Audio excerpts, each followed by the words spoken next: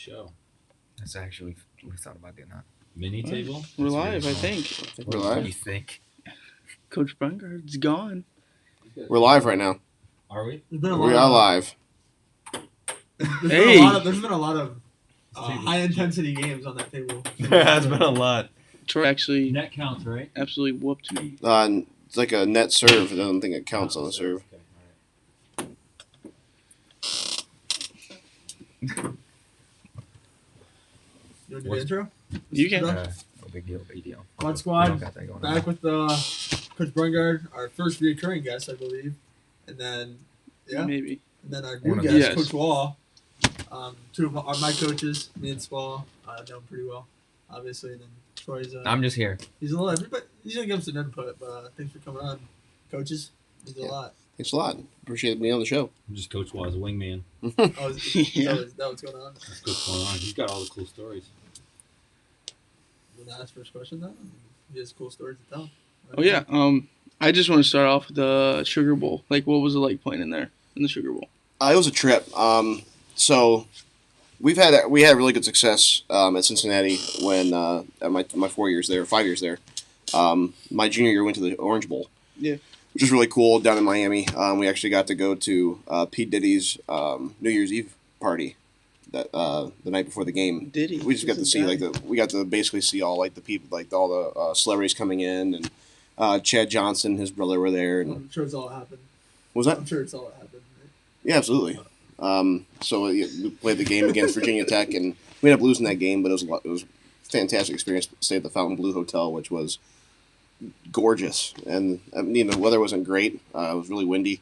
We still got to go on the beach and do our thing there, and rent some jet skis. It was a lot of fun. Which But bowl game was that? the Orange Bowl, Crazy. The Orange Bowl? yeah, down in Florida. Ocho What year were Cinco. you? That was 08.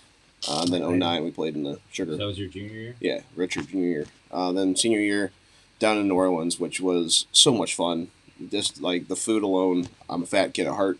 I'm a fat kid now, but it was fantastic food. It's like, so you go down Bourbon Street, and it's bar, carryout bar, restaurant, bar, carryout bar.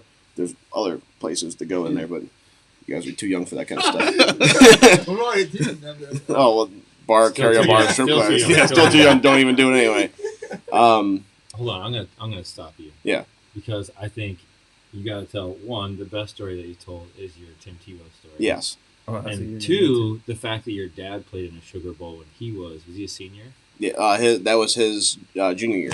So your dad, your junior year, played for Woody Hayes in the Yeah. Sugar Bowl, and then your senior year played in the Sugar Bowl. And I got a story from my dad with the Woody Hayes. It was a lot Start of fun with Tim too. Tebow. Yeah. So we as a group, we're gonna find Tim Tebow on Bourbon Street, and we're gonna try to fight him. No, So we're going down Bourbon Street. We end up seeing him. He's got like an entourage around, like bodyguards Yeah. and stuff. And he comes up to us like, "Here we go. We're doing this." He goes, "Oh, hey guys, I'm Tim. I just want to let you guys know I've been praying for you guys. I hope everyone stays healthy and have a great game." I'm like, "Man, you are the nicest dude ever. Like, let me give you a handshake." You probably should have fought him. But you played couldn't the there. greatest college football, one of the greatest college football games the next day. The next day, yeah, he went like 45 for 50 for like 490 yards in his last game and just destroyed us. But I Ridiculous. scored the first touchdown for us. Yeah. So I didn't care after that. Second I scored, I was done. Yeah. I got my win. Yeah, that was 5 years of frustration. Come out with one touchdown, I was pretty happy.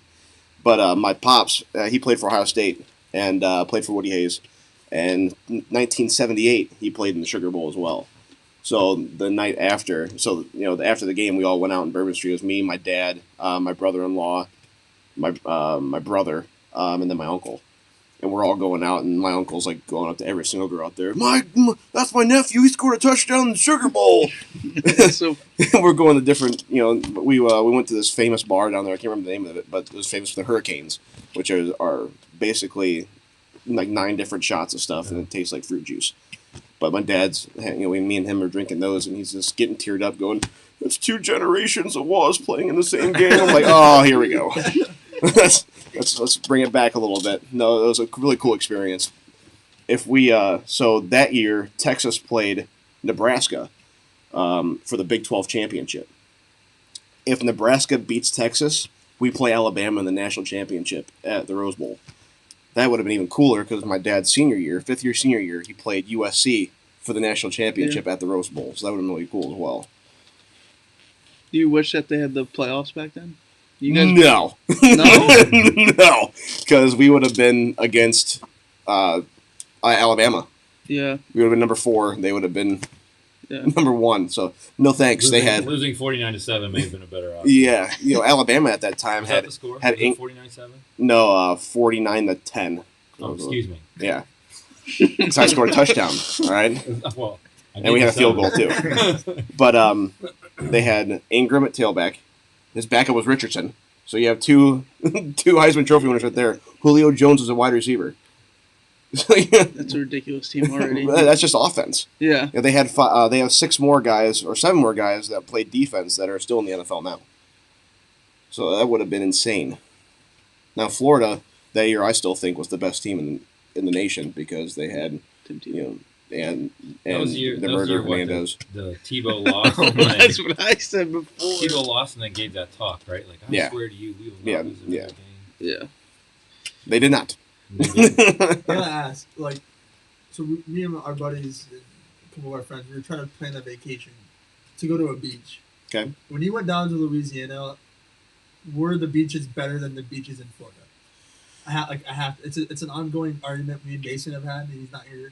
With New Orleans, there's not really a Jeez. beach, a beach going place in New Orleans. Really, just you go down Bourbon Street, and that's really about it. So you didn't go anywhere else? We went a little farther south, and we went tuna fishing in the Gulf, and it was just a terrible experience. It was like 8-foot waves, So it wouldn't, freezing cold. So it wouldn't have been like a good vacation spot. No. If I would go anywhere, it'd be like Fort Myers Beach, Sanibel Island area. Oh, you don't say. Oh, you don't say. Sanibel's one of my all-time favorites. Miami Yeah. Beach is awesome. I'm going to Inver Island. You just gotta be careful where you go on those Yeah. beaches, especially Miami area, because there's nude beaches on the Oh, same yeah. one, and there's same-sex beaches as well. So you just gotta be careful where you're going, what you want to see. Crazy down in Miami. Yes, it I've is. seen so many videos on TikTok. I got a few buddies that still live in Miami, and I go visit them every once every couple of years. And I've gotten to I'm 34 now, so the crazy in me is gone. But it's just nice to go down there and people watch because there's some crazy stuff that you see. That'd be fun. I'm going to ask him about, I know he's pretty upset about it. I saw him in an interview a couple days ago. 16-team playoff. I want to hear your opinion first, and then you can chip in too, but I really want to hear your opinion because I know you're happy about it. I wouldn't say that I'm not happy about it. I guess there's some things I'm indifferent about. Everybody's talking about everybody getting into the playoffs, and that's not really what I think is my biggest issue. My biggest issue is start from the playoffs and work backwards to the beginning of the year. Like, people don't realize you're going to scrimmage the first week that you have two-a-days. Like, two-a-days start Monday, you have a scrimmage Friday. Yeah. Like, that's really soon. That's really hard to get kids ready to hit and prepared to go play another team in 5 days. And so some of the justification is, so now August 1st is on Sunday. So now they're saying have a practice on Sunday. Which I mean, just for me personally, I'm really all about Sunday. For me personally, is going to church, and then being home with your family. Like, Yeah. that's your day that you're with your family. And so now you're having a practice on a day that I think you should be with your family, right? And now you have Monday, Tuesday, Wednesday, Thursday, and then you have a scrimmage. And if you don't scrimmage on that first Friday, you only have one more opportunity to scrimmage, and it's game time. Yeah. So really what it's done is, if you take that back end of 16 teams and you work forward, you've taken less time to prepare now for your kids to get ready to go and play. And I think if you're an inexperienced team, say you have a young team, like, for example, us this past fall, when we have 18, 19 new starters, and we have that small of a window to prepare them, that's hard. And I'm not just talking about us, I'm talking about any team in the state of Ohio. Like, that's hard. Now that puts all that pressure in July. So that time in July where you can tell a kid to go be a kid and you got a month before two-a-day starts, now you're like, we got to ramp it up in July to get ready for the first week of August. And for me, that's where I have the biggest issue with it. I get getting more teams in the playoffs. Like, I understand it. I think there needed to be a solution to, there was starting to be the argument of, we went 10-0 and didn't make the playoffs. We went 9-1 and didn't make the playoffs. That's pretty hard to look at a team, regardless of whether you want to say you had a soft schedule, you didn't play anybody. You could argue that with any team, really. You didn't make the playoffs. It's hard to say you leave a 10-0 team out, regardless of who they played, because there's always going to be that question mark next to we went 10-0 and didn't make the playoffs. Like, how could they have been? I get that. And those teams are usually finishing around the 9-10 range. I also get the argument of their answer was, let's let in 12 and give 1 through 4 a bye week. We had our bye week last year. That's hard. Do you go and scrimmage another team? Do you inter-squad scrimmage? Yeah. Like, there's so many different things to think about. I know. I wouldn't want to sit around and watch. Even Absolutely though not. I'm getting a first 3-round bye, like Especially if you're watch rolling. Friday playoff football. Like I want to go. I want to play. If you're rolling, yeah, that- You Yeah, that sucks. yeah, that's hard. Yeah. That's hard. That's hard to manage as a coach. It's hard to manage as a player, like your attention. And on top of that, I think, my issue is not necessarily having 16 teams in. My issue is we put 16 teams in. If you think about basketball, sectional champs, district champs, baseball, sectional districts, soccer, sectional districts. Think about any sport that we let everybody in. And I'm not saying I want it this way, but I think if you had a district championship before you went to regionals, that would be a lot more exciting. Because if you say, okay, first game's first round of the playoffs, second game's a district championship. Then you have a regional semis and a regional finals, a state semis and a state finals. I mean, that makes sense. Yeah. District semis, district final, regional semis, regional finals. Right now it's playoffs, playoffs, playoffs, regional championship. It's like if you win 3 playoff games, and this is just me, if you win 3 playoff games or you win 0 playoff games, you still have the same playoff banner hanging in the gym. Yeah. I just think there's some teams that might not be a regional championship team, or maybe there are 2 really good teams that meet early in the playoffs, but you could at least play for a district championship to say, we won 2 playoff games this year. Like, that was something that your kids are proud of. Versus you play 2 playoff games, you win 2 playoff games, and you get bounced. Not that it's not worth it. I'm just saying I think it makes it a little bit more meaningful when there's something in between those 4 games to play for. So I just think there's more things that need to be worked out. I even think, especially at the beginning of the year towards 2-a-days, there's more that we got to look at in preparing kids to go out and play a game that early. And nobody likes taking away from a kid's summer in July. Yeah. Is there gonna be a window where it's just that lifting stage where like kids can go on vacations and stuff? The consolation that we get was we have unlimited practices in the summertime.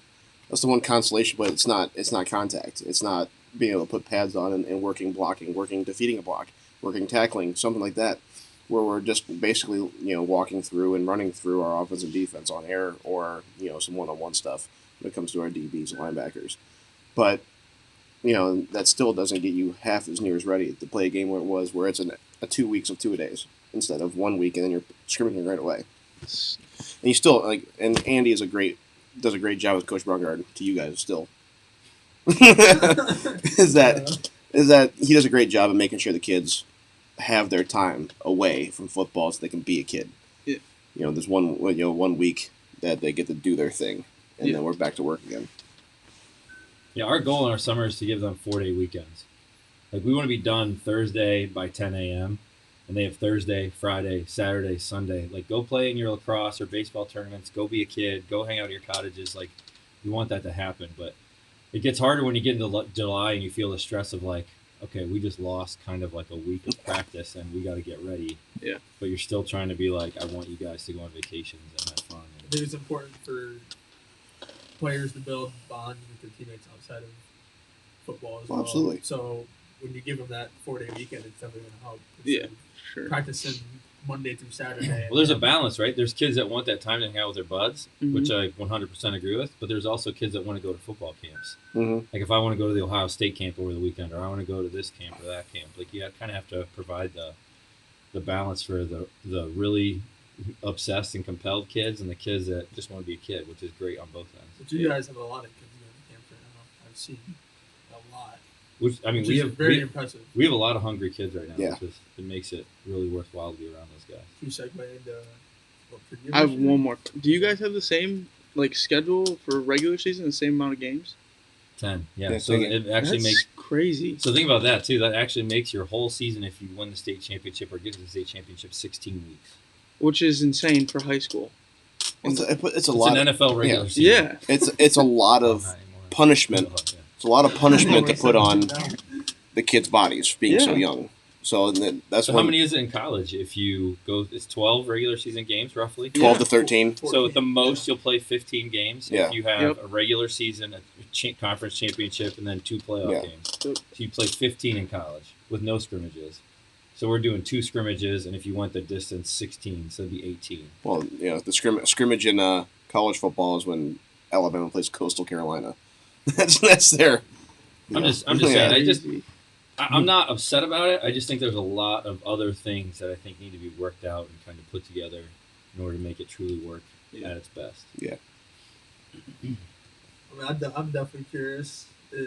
I've heard Coach Waugh touch on his prediction for this upcoming team. He thinks it's possibly has the potential to be one of the best ever. I mean, what do you guys want to expand on that? What do you think?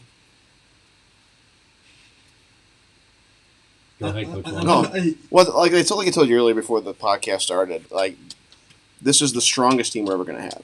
Yes. Just in the weight room stuff alone, we have, I think it's like 6 or 7 guys that are benching over 300. We've got 4 guys that are squatting over 500. We've got 7 guys that are power cleaning over 250 pounds, and that's when we just started the workouts. We were 5 or 6 weeks into it, and these guys are hitting these kind of numbers. So the ceiling, is so far up there that we have no idea how strong some of these kids can be, how explosive some of these kids can be. Now we're focusing into a new phase. I put our workouts in 3. We're in phase 3 of our workouts now. We're working more explosion, more agility, and a little bit more conditioning because that winter time of building all that mass, we got some guys that are hurting out there when it comes to our conditioning. But if everything goes to plan, there's no reason why this can't be one of the best teams that Anthony's ever seen. I mean, they seem really motivated. And that helps when you have a senior class and the younger guys that want it just as bad. Right. I mean, I've been talking to a lot of guys that I was around my senior year and them as sophomores. Yeah. Like, I just kind of catch up. How's it going? Like, they're motivated. Like, they want to win. They want to show that they're going to be a great team in Anthony Wayne. I could see it happening. But I don't know. It's going to be tough with I think Finley week 1 is going to be a tough game. I'm not going to. No, I think there's a lot of tough games, and I think for us the potential is there. Yes. I think for me, our last challenge is going to be becoming a team. It's not going to be how far we can throw the ball, how fast we are, executing plays. Like it's going to come down to, are these guys going to grow together and genuinely care about one another? If you're around any great team at Anthony Wayne, those are the things that just stand out. Yeah. It's not the numbers. It's not the speed. It's 100% guys who genuinely care about each other. Like, if you don't have that, we're not going to go far. And so I think that's kind of the missing piece that I need to see from this team, and that always develops in the summer because you don't have everybody together until you get to the summer. Like our winter group that lifted is different than our spring group. Yeah. I mean, almost 100% flipped, like Mhm. between winter and spring sports. So I'm just interested to see how these guys come together once we hit June and July, and really begin establishing themselves as a team. But the potential's definitely there.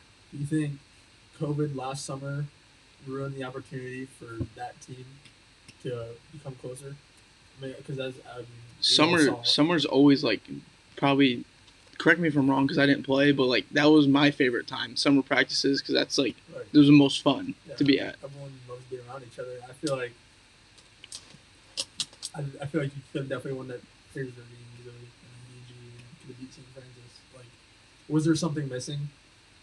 Because of COVID? So we shut down twice in the summer for 2 weeks. So you lose about a month there, like at Yep. separate times. We couldn't have a true 2-a-days. So we had like an hour and a half practice, then we sat on the field, like everybody spread out 6 feet and took an hour break and then another hour and a half practice. We weren't allowed to be in the locker room. We couldn't watch film, like ever. So the kids kind of had to watch on themselves, like when we send up corrections.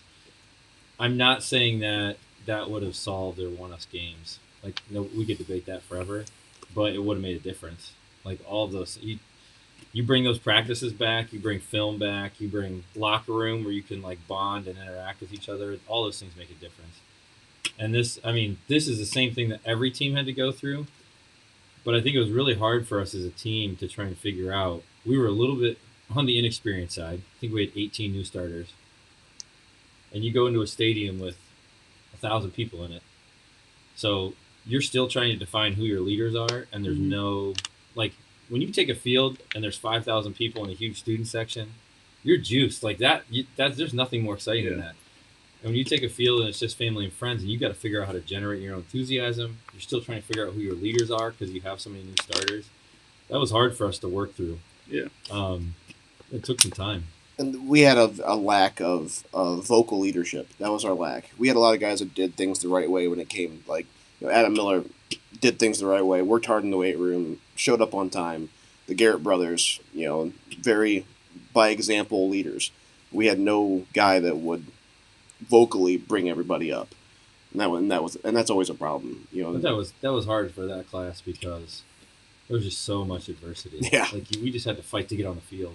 Yeah. And then you're constantly, reminding to wear masks, to break every 15 minutes and transition to something new because you don't want to be on top of each other for more than the allotted time. And I mean, that senior class faced more adversity than any class I'd ever seen. That's so crazy because it was like every Friday they're like, "Are we gonna play this Friday?" And I feel like that must have been like the feeling, like, "Are we gonna play? Who has COVID?" Like that's insane to me. To think and then that. St. Francis, we came out Monday of the week of the game and we had 11 kids. I think, maybe more than that. It was 6 starters. Like I was trying to draw up new offense on the practice field because I was like, we just lost half of our offense.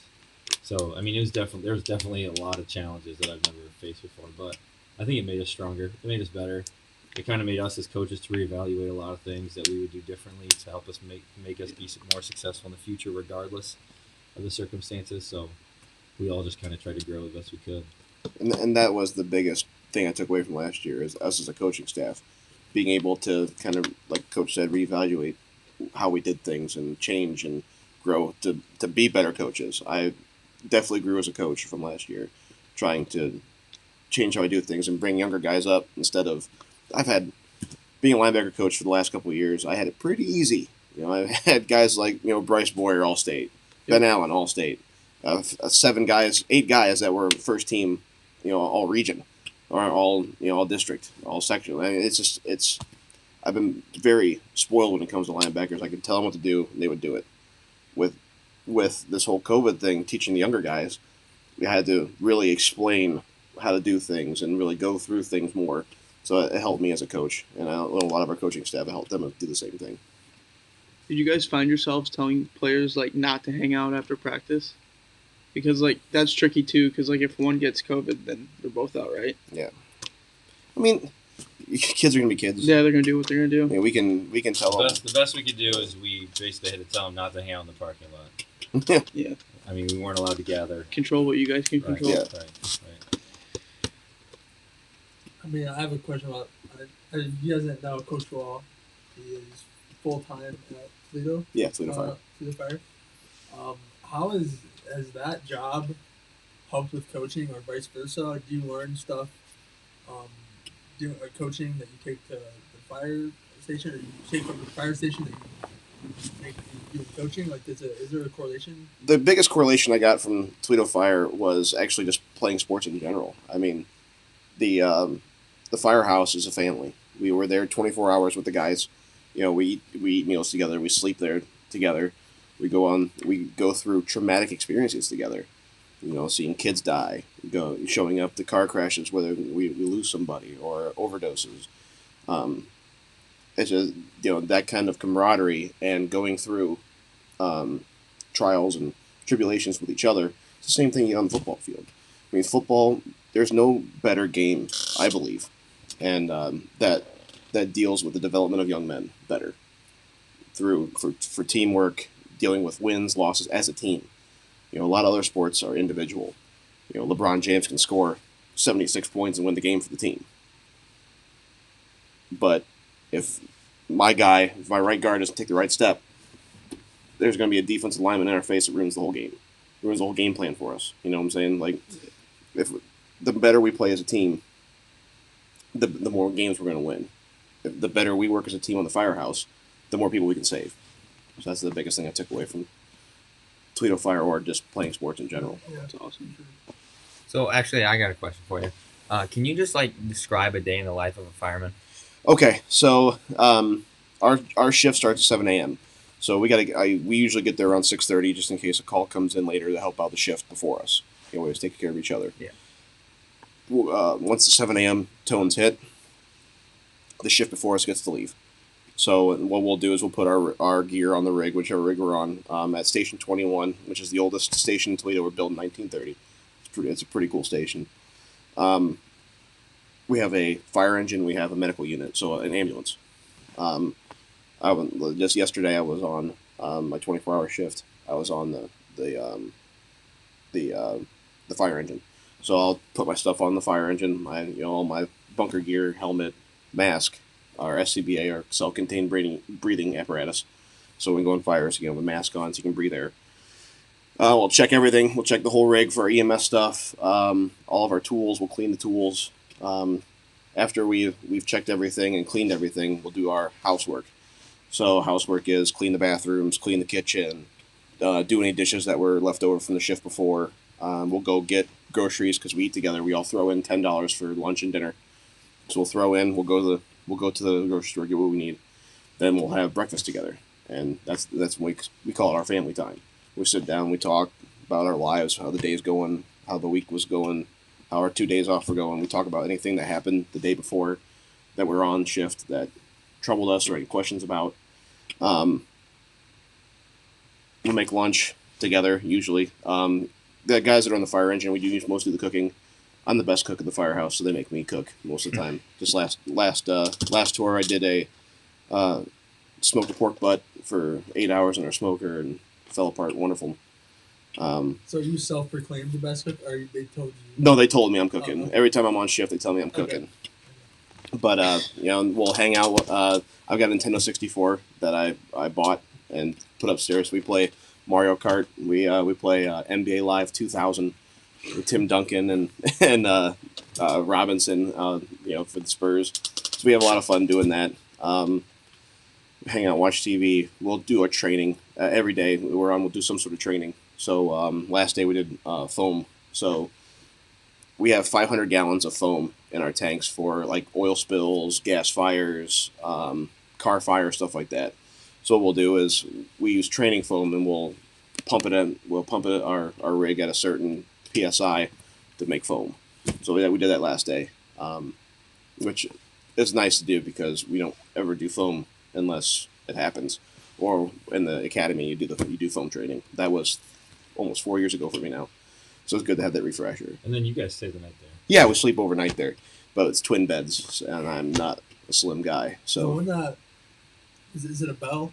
Oh, when the bell goes. No, we have tones now. So it used to be back in the day was a bell that went off if it was a fire, but now everything's toned out through our radios that we have. When that tone goes off, I mean, you see it in movies and shows all the time. Oh, it's a straight adrenaline rush. What is that? What is that feeling?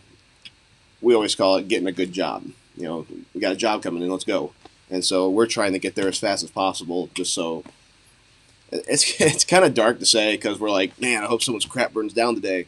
But like at the same time, like the station I'm at, there's a lot of empty houses. So people get tired of seeing empty houses that turn into crack houses, turn into people where homeless people are staying and ruining stuff.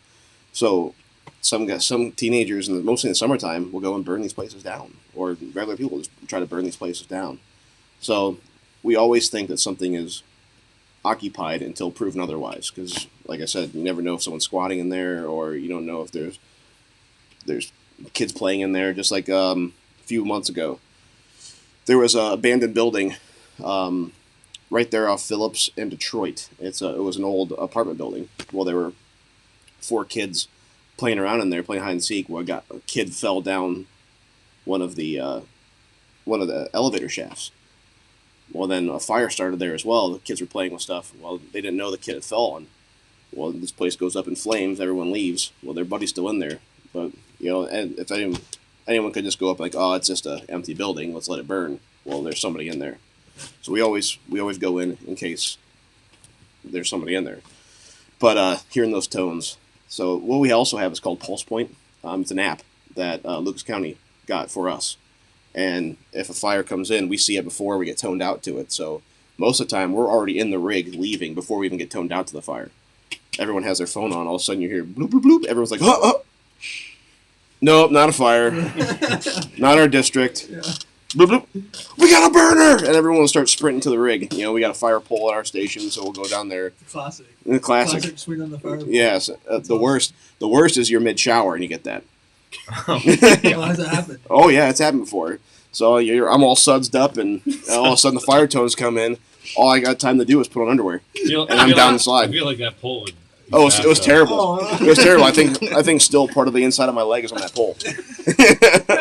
But you got to go in wet. Like you got to try to put on all your fire gear while you're wet. It's And terrible. That adds so much more weight. Well, not just weight. It's terrible trying to get on. It's cloth you're putting on. So I'm like, so funny. Coach Waugh's running through the fire station. just in underwear. You know, just head up to put on some underwear and go like. So, kind of a gross story. You a loofah or just bar soap guy? Bar soap. Yeah. Yeah. Were you over this last time? I got What? charcoal You soap. were loofah or bar soap? Loofah.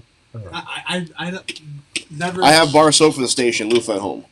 How do you use a loofah? I don't like. Very I, careful. Yes, I know very how to- carefully. No, I know how to use it. But like, it's so why? Well, what do you go with? You go with Irish Springs? Bar That's a soap. good kind. Irish Springs? That's good, Yeah, man. yeah, that's legit. So I got the charcoal soap It's for the OG fire of station. Bar soap. Cleans are good. Okay. I love like charcoal some soap for the great fire stuff. station because it cleans you better. I think they have Irish. But Springs. so Really? Yeah. I'll have to take a look at that. about 3 weeks How ago. long do you think a bar of soap will last? Oh. Like Depends a how many month? times you shower, I guess. Yeah. See, for me, I shower every day. Oh. Actually, the past 3 years. That's I've- good for you. Yeah. That's a big step. I know. But I'd say 2 months, maybe. I don't know. Bar soap? 2 Yeah. months. But if you drop it, I and use you it all the forget way about down. it, it's probably a week. Think about how long it takes to go through a bar of soap. That's a Depends how big the bar soap that's is. a good There's different investment. It's sizes. a good investment. Different sizes. Bar of soap's probably like $1.98. I know. And Lasts then you you get 2 months. What Yeah. else can you buy for $2 that would last you 2 months? Well, it depends on how many times you shower, though. During the summertime, at I'm the just fire saying. station, Body Just wash? at Body least wash? at least Everyone twice a day at wash? the fire station during the summertime because Sometimes I once go again too I'm not generous. slim. There's Yeah. body And you sweat a lot out there. Right. Yeah. Oh, yeah, for sure. But so Let's hear the gross story. a gross story. I'm No, it's not next it's not question. it's not a gross story. It's not too bad of a story. So I'm driving the engine that day, and I'm in mid number 2 on the toilet. I mean, just sat down, had a big chili meal at lunch, and all of a Really painting sudden, a picture here. the tones drop. We get a fire in our district. It's not the only thing they drop. Well, the thing is, like, we gotta go. Like, Yeah, there's no time to. I got one wipe and man ponded it and got out.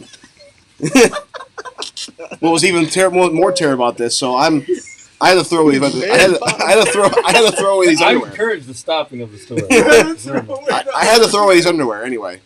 But and we get there and it ended up being nothing. Why? It ended up being a false alarm. No way! I thought you could see it before.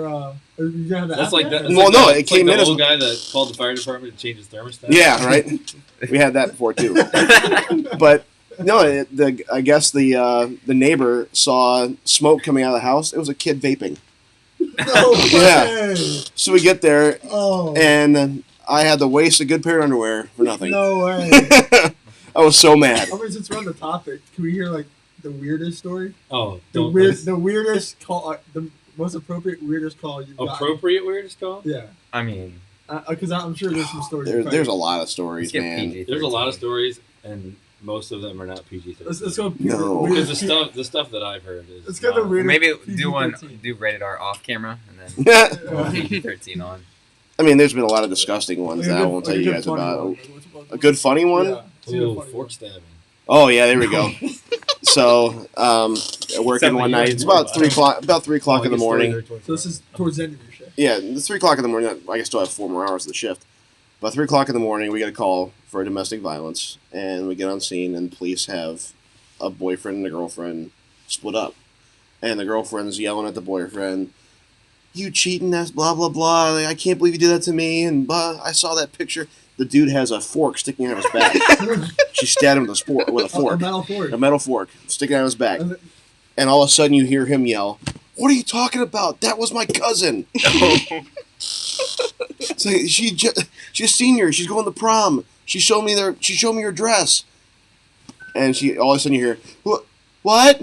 She instantly got caught. What? And the guy's he's just chilling. He's just chilling. There's a fork in his back. It's Yeah. so funny. So he pulled the fork out and put it, you want to go to the hospital? No. I want her out of my house, though. Oh, boy. No, they didn't go to the hospital. Did you guys make him? No, you don't have to. I mean, just right in the I've had a fork incident. I didn't have to go to the hospital. meat. Yeah, he sat on a fork. I sat on a fork once. Oh, What do you mean? Like, what do you mean? Like, Ah. put the kids to bed. One of the kids left their plate on the couch, and their fork slid in between the cushions. I came down all excited to watch TV and hopped down right in the hamstring. It's stuck Just in. below my butt. Stuck. Yeah. Like, I went and fell. No How joke. long ago was this? Last year, right? That was last year. No way. Yeah. You probably get ready to watch the Steelers game or something. You Yeah, got a I fork was in the excited. back. That's when I was excited to watch TV. I didn't even go watch it. Did you end up going? You didn't go either? Oh, no. It's a little banged in. You just yank it out. Pretty good, yeah. Yep. Just a deep tissue.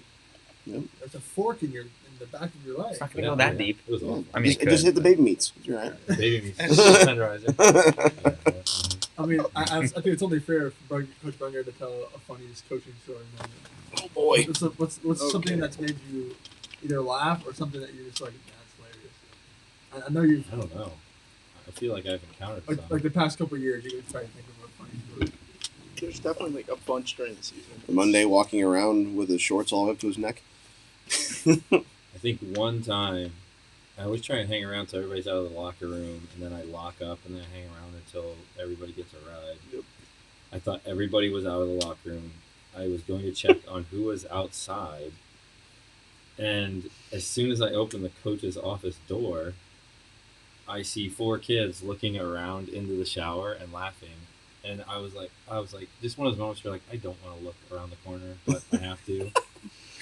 And I can't even remember who it was, but somebody, when I walked over, was in a full sprint from in front of the like toilets, and slip and slide like slid through the shower and into the back wall. No Like, way! yeah. What year is this? I was like, you know what I mean? I broke up. Like, you guys got to be kidding me. First of all, you 4 go home. Yeah. And the person had like boxers Oh, on, okay. like briefs on. They weren't Yeah. completely naked. And I was like, "What are you doing?" And just that moment, where, like, you just realize your coach walked down. He slipped. Oh, and slid in he the didn't shower. know that you're. No, like he was sudsed up. Yeah. That's awesome. I was like, "You gotta be kidding me!" He was like, sorry. Then it was like the awkward, like, "Sorry." Like turned off the shower and just like wet walked back to your locker. There's some interesting ones. Back I there. can't remember too many though. That one Slip and sticks out in my sliding so mind. fun. Never got his redemption, unfortunately. Yeah. Picnic. Yeah, slip and slides. That One sucked. Do you know that story? Well, were you there for that? Yeah. Oh, yeah, I was I've like, heard that story several times. I thought he broke his clavicle. Mm-hmm. Dude, I was freaking out. I was overreacting. You like puked in the garbage can. I almost did. I was freaking out. It's more like we had the same injury. That's what Noah said. Yeah. That's what she said. And I got it from just falling. I got it from a horse collar tackle and flipped over. But any more questions? I don't. I'm good. I mean- Troy, you got any? No, I'm good. Oh, okay. So, like, I was thinking about this. Like, I think it's cool how you guys have, like, your goals for every year. Do you want to go over, like, what your goals are? Because, like, you always say, like, winning is down here. So, like, why is that? And go into, like, your guys' goals. Why just what? Why is winning, like, number 5 Like, there's- on your like you goal said- list? You saying that you guys have. And what's above winning? There's more goals other than winning that are above winning. He's like, I think he's asking like, what they Yeah. are, unless they're keep them private. But. No. It's. I mean, I think it's really cool how you guys have that. Probably just not. for me personally. How do I say this? I love to win. Yep. I'm Absolutely. competitive. Like that's the best thing ever. But I love more just building meaningful relationships. The objective is not to win football games. Like it should be a byproduct of everything else that we do. Yeah. Like as a leader, I would hope that when people leave, they know what it looks like to be a leader. Or when people come into a program, they know what it looks like to be a better man, a better person, a better brother, father, whatever it might be, a better student. Those are our objectives as coaches. And I feel like it's important when we put together our team objectives that those guys understand that. Yeah. That when you leave here and you come back to a game, yeah, people are going to ask you, how were you your senior year? What were you guys like? you could be 5-5 and have the time of your life Yeah. and learn and grow just as much as a man as if you were 10-0. So like I feel like if we're developing young men and we're developing relationships and we're developing people who understand what it means to be a part of a community, winning will be a byproduct if we're good at all those other things. It's I mean, just I think- so awesome. Yeah, I mean, besides winning, that probably wasn't my favorite part. The more favorite parts were like the blue and white game, Yeah. the whole community comes out, or victory day, when it's just building those relationships with your community and your teammates outside of actually playing the game. And I think for our program, the goal is like you may never step on the field, and that's fine. You still have a niche on our team, Mhm. and there's still experiences that we want you to be a part of. Like obviously being there on Fridays is still an experience, and you obviously have a role on Fridays. But what's your role within the community, and what different experiences can we provide, even just by being a part of our team? Like this year, we're going to the Hall of Fame, the NFL Hall of Fame. Like we try and do one big trip every year. Like just to say, I got to go with my football team to the Hall of Fame. That's something you'll always remember. Browns training camp Yeah. was your senior That year. was an awesome day for You'll me. remember that, right? Like Yeah. that's something that'll last. I woke up about 6 minutes late. I woke up at like 5:36. No. I got flip flop. I didn't put socks on. I was going 80 on Dutch and barely got on the bus. I sneaked on the bus and yeah. But I mean, like lift-a-thon. Yeah, This year we're Yeah. doing a lift-a-thon outside in front of the stadium, in the parking lot. This it's would be getting cool. huge. Cool. It's getting huge, man. Like iHeartRadio wants to come out The with DJ. firefighter challenge. Yep. We have Yeah. we have like the White House SWAT Police, Toledo Fire, Monclova Fire, White House Fire, Waterville Fire. It's gonna be huge. Lucas County Sheriff's Department. Yeah. We're gonna try and get the National Guard and 180th to come out That's and do different awesome. rotations with those guys. Even like selling the football cards is fun. Yeah. Just walking around the mall or something, trying to big people when they're buying. That's a competition within itself Exactly. too with your Oh, yeah. teammates. So Exactly. It's a we bunch just want kids to have like a great experience and grow in the process. mhm. And as you grow, as you build relationships, as you gain experiences, the winning is the byproduct of those things. And we as a coaching staff try to reflect that as well. Like I regard Andy as one of my best friends. I have known Andy 15 years now, Sure. around 15 years. I mean, when I have a hard night at work, I'd call him. I'd also call my wonderful fiance Stephanie. But when She's probably the only one watching it. yeah, right. But no, everyone. No. no, but I mean, me and Kale, good friends. We all hang out. We do stuff together as a coaching staff. Every year I get the coaches to come out to my place and do a big barbecue on the smoker and stuff like that. Maybe you're part of that pretty soon. But I mean, we hanging out with each other, having a great time at practice. I mean, you guys see it too. You guys were there. You guys saw it, and we hope that our relationships that we have with each other, reflect on you guys. That we're building family here. That's what Right. it is. Great stories. Was it you and you guys camped out Denman senior year on the field after the Perrysburg game, correct? So when Last couple years. when I came here in 2016 from Perrysburg, we called this game the Battle of the Area Codes. So I was living in Perrysburg, and I said, if you guys beat Perrysburg, I'll spend the night in this area code, zip code. So I spent the night on the field. But funny actually, it like poured rain. Like that game, there were like sitting puddles. That was Evan Brown's senior year. Yeah. Like that game we destroyed the field. So I couldn't actually sleep on the field, so I slept in the locker room. And I remember the BCSN tow truck scared the life out of me. It was like 2 a.m. it came to pick it up, and I couldn't sleep, and I heard it. So I was like creeping around, like looking out the windows, like because this thing pulled up, had the key to unlock the gate. It unlocked the gate and threw it open, and I was like, somebody knows I'm not here. Well, Denman- Shining lights in the Well, windows. Denman senior year, they came and found you guys in the field, right? And So every Did year that you we've, scare them? but every Yeah, I year, scared them. every year that we've beaten Perrysburg, I've spent the night out at the field. did or our in the senior lo- year too on the pouring rain? Well, yeah, We did. We're we had there. to sleep in the locker room. Yeah. Are you supposed to lock Yeah, that year? because it poured rain. Right. And that's awkward because That was a monsoon game. I think 3 or 4 out of the 5 years they've been heavy rain. Heavy rain games. I think Denman's senior Devin was the only Senior one- didn't. Yeah, Well, it was hold a on, homecoming. it didn't, and we spent the night on the field. And about 2 a.m. Yeah. it Downpour. just dumped rain. Like Marquette and I were sleeping in a tent together on my couch cushions from my house, and I can remember running with my couch cushions to get in the locker room. And I was out cold, and I just hear them, Marcus, get up! It's about the thunderstorm! I'm like, oh no! That- And it's just starting to come down. Is it all the coaches? Is it just like you? It's The only only ones that I been, can convince to stay with me. Is- 1 year, every coach spent Yep. the night in the locker room, Yep. and they all swore they'd never do it again. Like I slept, you know that big pad that we used to tackle on? Yeah. Yeah. Like it looks like a high jump pad. Yeah. Like me and 2 other coaches slept on that thing. So all the coaches 1 year something. yeah, every coach. my Yeah. first year. And that was that Devin senior year? No, that was that was Devin's junior year. Schneider's Yeah, Schneider's senior year. Yeah, Cole Reagan Schneider. I came prepared. I brought a queen size blow mattress and a fan. Yeah, that's you can in the summer. I don't do the winter or anything, but in the summer you have to sleep with the fan. It's just a must. I sleep with a fan in the wintertime Yeah. Really? Sometimes Can't I'll do do a it. fan Don't noise do on my it. phone. and AC on. I like it Yeah. to see my breath at night. And 65 is like the optimal sleeping. Yes, it is.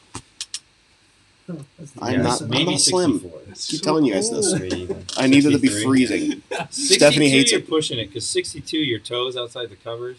And so keep them in.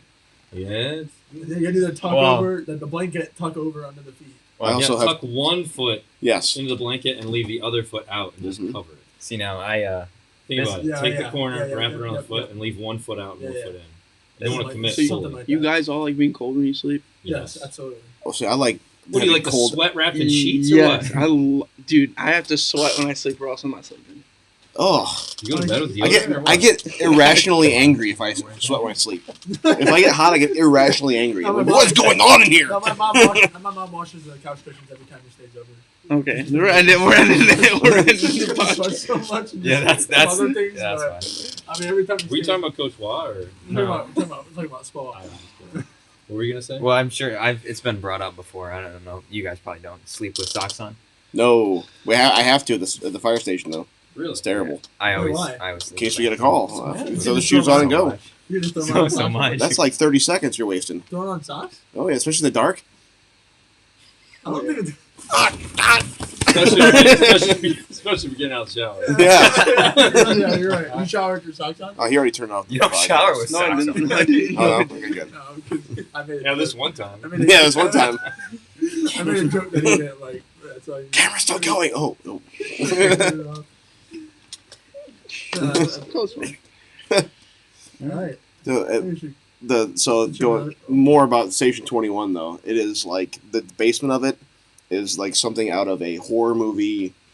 It's got the old school coal room where people used to shovel coal down into it. Like an old cot right next to it. Oh, it's just disgusting in down there. And so the B shift guys, they call themselves the Clydesdales because they're all huge, like big dudes. We think it's funny they call us the Clydesdales. Yeah, I went up to one of Are the you guys. on the B shift? No, I'm C shift. Okay. We're the Crocsdales. Oh. But I went up to one of the guys. I'm like, you know, you have to have muscle to be a Clydesdale. And they're like, shut up, Marcus. I'm like, you're fat. It's literally brotherhood. It is. It's a brother. We bust each other up all the time, and it's hilarious. Yeah. But downstairs, they put one of our rescue dummies in full fire gear, sitting at a desk in a dark room, and no one knew about it. So I'm sitting there about to do some laundry because our laundry down there. I'm like, whoa! Because somebody's down there just sitting there watching you. I'm like, oh my god, there's something out of a horror. I think like, today's the day I'm gonna die. Here it is. Like a haunted fire. Yeah, haunted firehouse. Here it comes. But no, it's. I suggest it to anyone who played sports before that, sometimes college isn't for you, but if you want somewhere where you're going to have an absolute blast, make great money, and go through a brotherhood, which there are some bad times, but the good runs and the good times always outweigh the bad runs. Right. So I love being a firefighter. I'm sad that it took me 31 years to get it. I would have done it earlier, but oh well. Well, you're only 26. So. Was that? You're only 26. Oh, yeah, okay. I'll keep saying that. But, yeah, it's an absolute blast to do. I just got a quick last question. How long does it take you to get all the stuff ready? We're all the stuff's ready on the fire rig. With the 7 o'clock tones hit, 7:30. Everything's ready on the engine, ready to roll. But like, Well, I mean, like when if you get a call in. Oh, if and we you get a guys call, yeah. we're out the door. We're out the door within a minute of getting the tones, and we're getting dressed in the rig. So when you're in the fire academy, you're tested at the end of it. You have to be able to get all of your stuff on, and get on air in 2 minutes, flat. But just to get your gear on, a minute 30. So, but if you're getting ready in the back of a rig and they get mad at me because I have to roll the windows down because it's a small back seat. So I'm sitting there throwing my arms out the window trying to get my coat on. But the faster we get out, the faster we're able to get to the fire. And there is a inner competition of the fire stations that if Nine's company, which is right next to ours, they're off of South Avenue, so they're just past the zoo. Okay. If we get something that's close to our district but still in their district, we're gonna beat them there. We're gonna take their fire from them. So we're going as fast as we can. It's hilarious when we had a fire in Nine's district. Well, we're right by the Kroger on Detroit. Okay. Detroit and Glendale, there's a Kroger there. They're in the Kroger, and a fire comes in their district. So we were running out, and we see them running in out of Kroger trying to get to their They're rig. doing their shopping. And we blow the horn at them. We're waving at them. Got you good, suckers! I'm sure that's what you're saying. Yeah. But we'll mess with each other too, and so if I'm on the ambulance, we go to the fire too, with our engine. So what I'll do at nighttime when everyone goes to go to bed, I'll turn everyone's boots backwards, so that we can get in our rig and get out the door faster than them, so we can beat them to the fire. So they reach out for the boots and try to put it on. Yeah. So because everyone's boots have their boots are on the ground with their fire pants already on them, so they can just step in and pull up and go. Well, I'd turn them all backwards, so they get out like, oh, Marcus! Or I'll run down and close their doors. I get in mine. It's like so they open their door and get in. It's funny until it's seconds away from someone. As long as we get there first. All that matters. All right, that's probably one of our longest podcasts. So I think it's good. it's a good one. Yeah, we're at 52 minutes. Yeah. Nice. No issues. No, it's- So that's I thought there was like a game, like a winging game or something. We wanted to that's do what it. Bobby said. But no, I said he- there was no. I said there was no game this time. Oh. We can crack open some Wheaties if you want. We can bring you guys on again. We game. Whatever. I'm sure we'll be on. Oh yeah. No. I'd love to be Alright. on with Ezra Oh boy. Oh, Ezra. or like Nolan or Bryce. Yeah. You know what I mean? So hopefully we'll start that series up with some ex anti-win players, now college players. Hopefully, we have Mason on again. But yeah, for sure. All right. Good. Good. Brungard, All right, Chris thanks, Waugh. fellas. Yeah, thanks for coming having on, us on. It's a lot of fun. Great, funny conversation. Yeah. Oh no, it's a good podcast. One squad out.